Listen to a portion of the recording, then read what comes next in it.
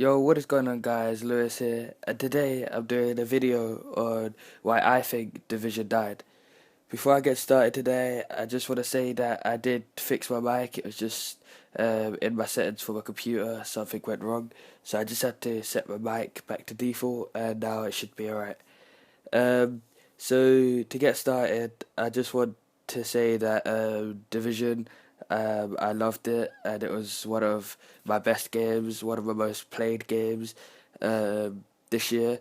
And yeah, I played it throughout the Easter holiday. That was the only thing I did most of the time, and I loved it. I also loved the beta that came out around the holiday just before that, just before it got released, and yeah, it was really fun. But I did get like now I don't have it. I sold it because it did annoy me some of the things they did, and I'm just gonna be going through why I did that mainly today. So the first point that I'm gonna go with is that um, it was new. So I'm gonna say the good points and I'll just say what ruined it. Because it was such a good game. It was probably like my best game I played, one of my best games at least this year. If they didn't ruin it by doing all this, it probably would have been my best game this year. But yeah, it was something new that they brought to the market. They did the beta for it, and all of my friends loved it. At least I loved it. We all played it, and we was all sad that it went so quickly, and we was all excited to get the actual game, which came out like a few months after the beta came out, and we couldn't wait for it. Um, the reason why was because it was like multiplayer and it was a free roam with AI as well. And I can't think of any other games that mixed in multiplayer free roam with AI. So you're not just killing other people, which you can do. You're also killing AI, so it just kind of fills in the space a bit. Um, the missions that you had were really fun. You could team up with squads of four and do the missions that you fight against AI, and you get loot at the end. So it does reward you, even though there was some of them that were quite hard in the full game, but in the beta, there was just the story missions, and I think that was good. Why they did that? They added in some story missions so that people could get a taste of what they would be like. And yeah, well, my friends and me, we loved it, so I guess it would be the same with everyone else. Meeting new friends. Now, about four of my friends on my friends list on PS4 now, um, four or five, I think. Yeah, it's five of my friends. Are from Division that we met. Me and my mates, we met them and we played in the squads with them, and they helped us. And that's what I really loved about the game. It got you not really other games like that. It got you involved, and you went into game chat to talk to them about tactics and stuff. And I really liked it because you got to meet new people, talk to them, and the community was really nice on that game. Um, as I said, the beta was really good, and they did a good job of making the beta good. Um, but then it started to die.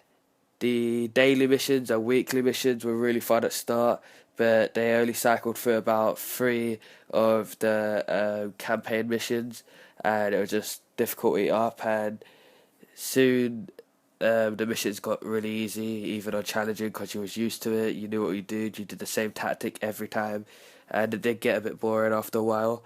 Um, yeah, repetitive, and the leveling up changed, and they made it so when you level up, you have to be a certain level to get certain guns, and them guns were like the best guns. And you also had to be a certain level to play different missions. So if you wanted to play with your friends, they either had to get to a certain level. Like this happened with one of my friends. Me and another mate, we was playing, and we got the game at the same time, so we was way ahead. And one of my other mates got it, so they was a lot behind. So we had to like level him up, like drag him through, and it took about a few days, maybe three, and yeah, it's boring for us, and I guess it was boring for him because when you go into a game with a higher level than you, the AI will be higher as well. So it is they should have made it so people can't play with your friends if they're not the same level as you. I think that made the game a lot worse for some people. Um, it turned into a lot like Destiny. I don't really like Destiny, and they did this by adding exotics and legendary items, which was a bit complicated because they just changed the whole game around. And whereas before in the beta that it was like their own independent game and everyone loved it because of that, they was kind of just copying Destiny with the guns and exotic and the armor and stuff. And it did make the game a lot worse by doing this. Um, the main map got deserted because DLC came out. They said that two of the DLCs would be free, which there was, and it was very nice for them to do that. But they wasn't the really main DLCs; they were just bringing in little stuff. But the other two were like the main DLCs, like extra map and stuff. That is why the main map was deserted, because you had these serious players, like a few of my players on my friends list, who would buy the DLC, but then you have the other half of players who weren't that serious, who didn't care about the DLC, and they just wouldn't buy it. Like me, I didn't buy it. It was about £35 on the PlayStation Store, and not a lot of my mates bought it, and that made the game die out for the middle, like the main map, I mean, because all of the people who got the DLC would go to the extra map, which was the underground thing that they added, and it just made, if you was like a newcomer to the game, really boring because you would go there and there'll just be no one around. Whereas before, you would hear gunshots wherever you go. It'd be like really exciting. Um, Nobody started playing the game after this. It got like died out quite quick after the DLC came, and that is one of the main reasons, really. Um, the DLC unlocked new and better maps, so if you did pay £35 to get a better map, obviously you wouldn't go back to the old one, and that's what the DLC players were doing.